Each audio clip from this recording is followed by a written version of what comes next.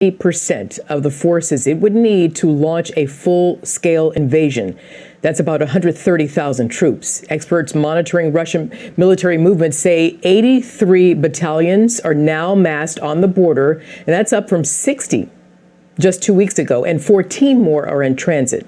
Let's bring in Fox News contributor Dan Hoffman. He's a former CIA station chief who served in Moscow. First of all, Dan, what do those stats and numbers say to you? Well, it says to me that Vladimir Putin is still deadly serious on having the capability to invade Ukraine. Now, whether that's a full-throttled invasion that would result in Russia taking Kiev, the capital, or perhaps it might be further attacks in eastern Ukraine, in the Donbass region. It might be blockading the Black Sea. He's got a menu of options from which to choose right now, and that's the way he wants it. And so if you're saying President Putin appears to be ready for a full-scale invasion of Ukraine, questions, is diplomacy dead? How nimble must the U.S. and NATO allies be? And what kind of defense might they present? Do they have a menu? Well, we're at an inflection point right now. Putin has massed his troops. He's getting a chance to see how the United States and our NATO allies would respond in the event of an invasion.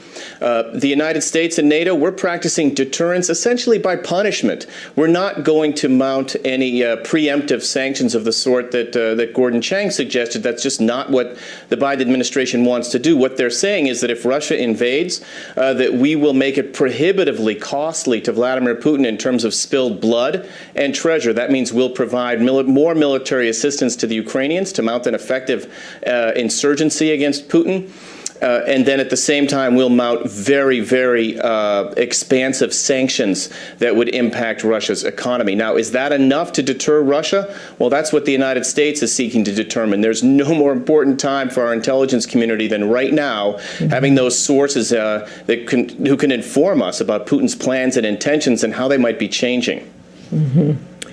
So many things rushing through my head right now, which, first of all, I know that it's my understanding that the Ukrainian military, they have the will, but I'm not sure if they have the full might to push back on Russia. Also, Putin, he's not a stupid man. He knows their potential consequences involved for him. So, but he also understands how he has the world gripped, waiting for his last-minute decision. So, I mean, all of those things at play here, what's it going to be, Dan?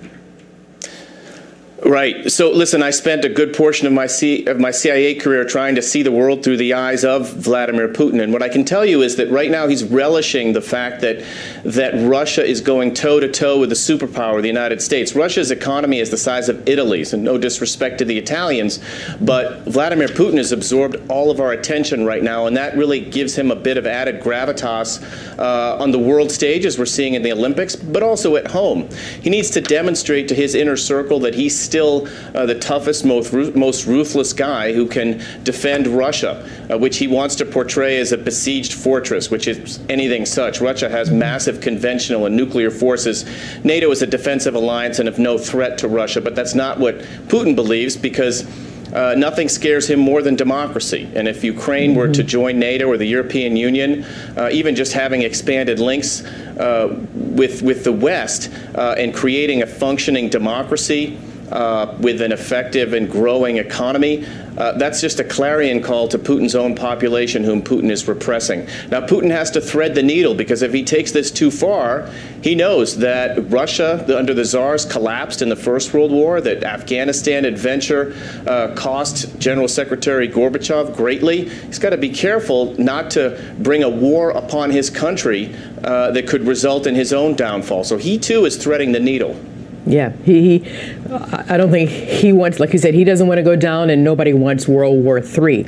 A couple more things here in the short amount of time I have with you. As you know, that according to reports, Putin's planning a a video it's fake, that'll make it look like Ukraine strikes first as a pretext. So, but put a hold on that for me.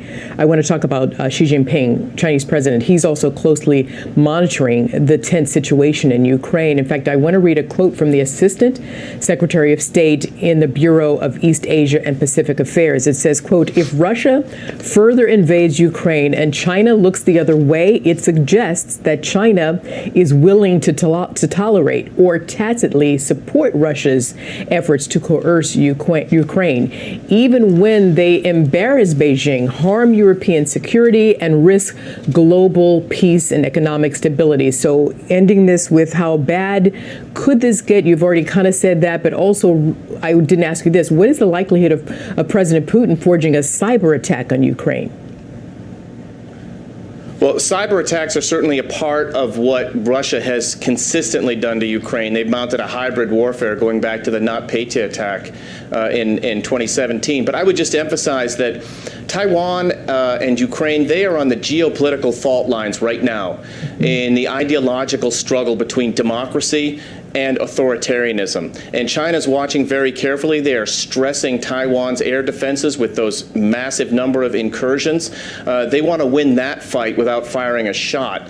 And they're watching very carefully about whether the United States and our allies will stand up to Russia in Ukraine. And if we don't do that effectively, there are severe implications, not just in Europe and for our NATO allies on the borders, including the Baltic states, but also for Asia and for Taiwan. Ukraine and Taiwan on the geopolitical fault line. Dan Hoffman, thank you very much for joining us.